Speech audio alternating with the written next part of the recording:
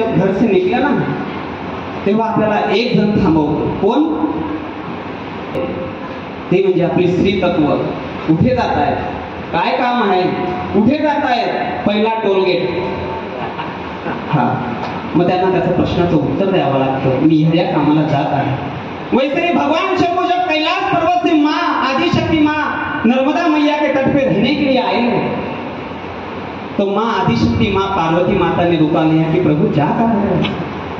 प्रभु ने बोला मेरी बेटी के पास रहने के लिए जा रहा हूँ. तो मैं कहाँ जाऊंगी, आप चले जाओगे.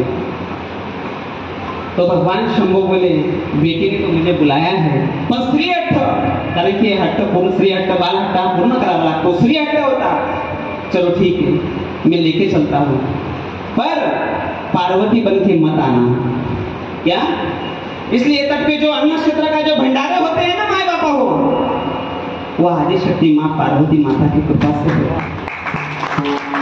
उसी दिन भगवान शंभू ने बोला पार्वती बन के मत आ, जैसे मेरी बेटी अन्नपूर्ण, जैसे मेरी बेटी माँ नर्मदा मैया अखंड बह रही है ना, वैसे तू अन्नपूर्णा बन के बहे. काय माय बापा हो, अन्नपूर्णा म्हणून दोघं तटावर आजही आदिशक्ती माँ पार्वती माता वाहत आहे. जशी माँ नर्मदा मैया वाहत आहे ना, तशी आदिशक्ती माँ पार्वती माता अन्नपूर्णा म्हणून वाहत आहे. म्हणून हे अन्न हे माता पार्वती माता आहे. म्हणून हे अन्न आपलं खाता नाही, सावधान. माय बापा होय, साक्षात अन्नपूर्णा आहे.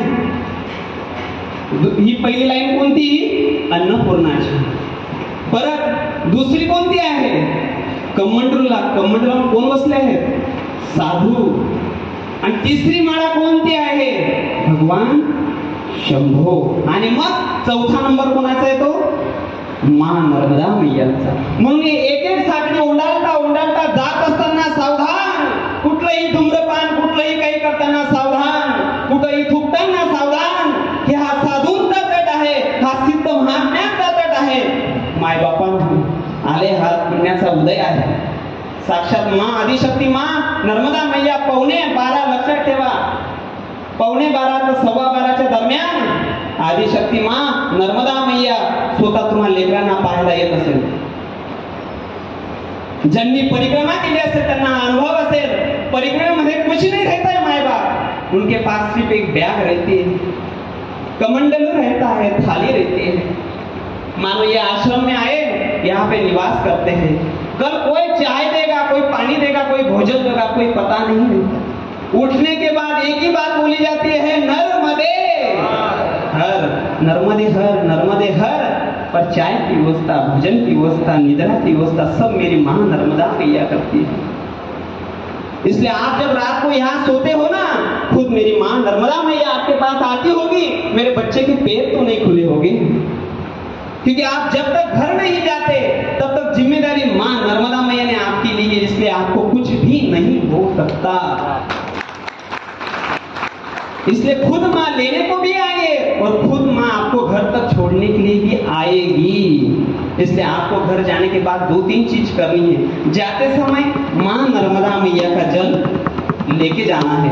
दूसरी बात, घर जाने के बाद 1 हो, 2 हो, 3 हो, 4 हो, 5 हो, कन्या पूजन करिए. क्योंकि माँ बाल स्वरूपिणी है. माँ को, कन्याओं को भोजन देने से माँ तृप्त होती है, माँ गदगद होती है, माँ खुश होती है.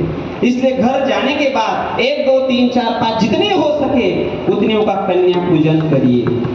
कन्या पूजन करते समय तुम्हारी पड़ोस की माँ, तुम्हारी भाई की लड़कियों को, अपने रिलेटिव वाली लड़की को हो सके तो नहीं दूर की लड़कियों को बुलाना. माँ वो भी भाव जानती है.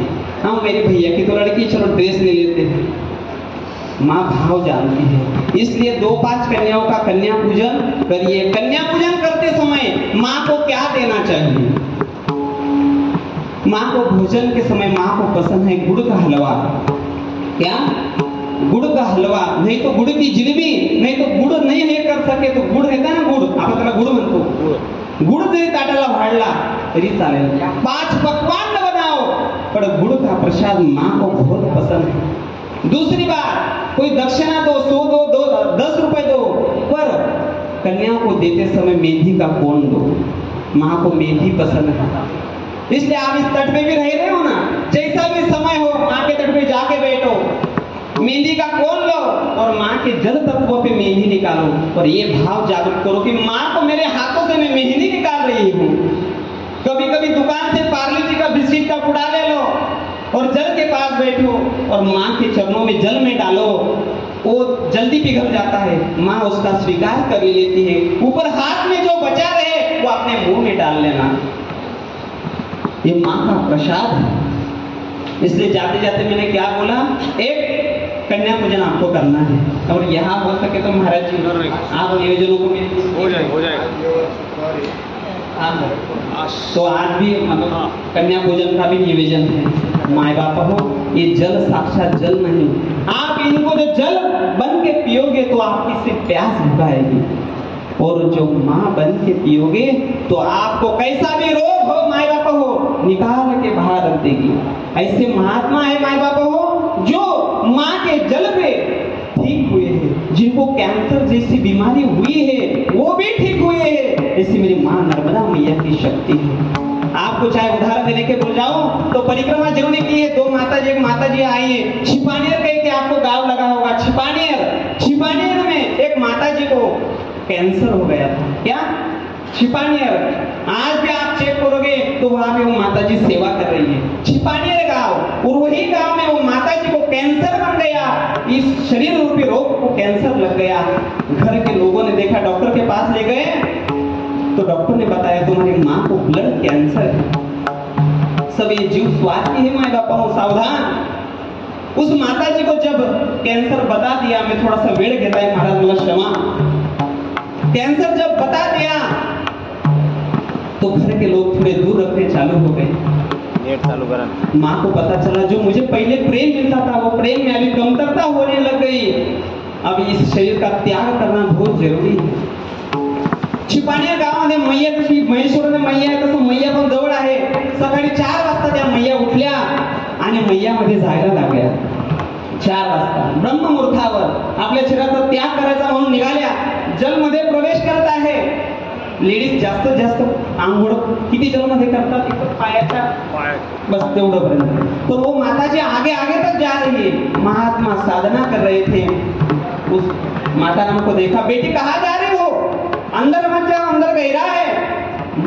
वो माता जी ने कहा, बाबा जी आज इस संसार का मैं निरोग ले रही हूँ, जिस संसार के लिए मैंने रात दिन किया, उस संसार ने मुझे जब इस शरीर को रोग लगा दिया तो मुझे एक अलग सा रूम में रख दिया। बाबा मैं अभी जा रही हूँ। बाबा ने बोला, बेटी इतना शरीर का त्याग मत कर, जो भगवान ने तुझे ये शरीर दिया है उसका सदुपयोग कर ले।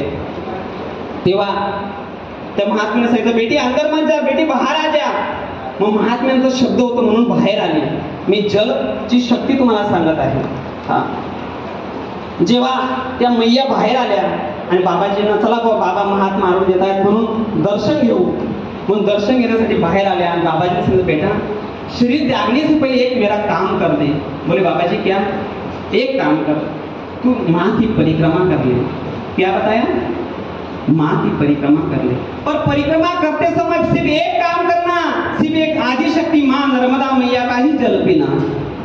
क्या? आदिशक्ति माँ नर्मदा मैया का ही जल पीना। जब तेरा ये कैंसर जैसी बीमारी ठीक नहीं हुई तो तेरे से पहले मैं जल समाधि ले लूंगा।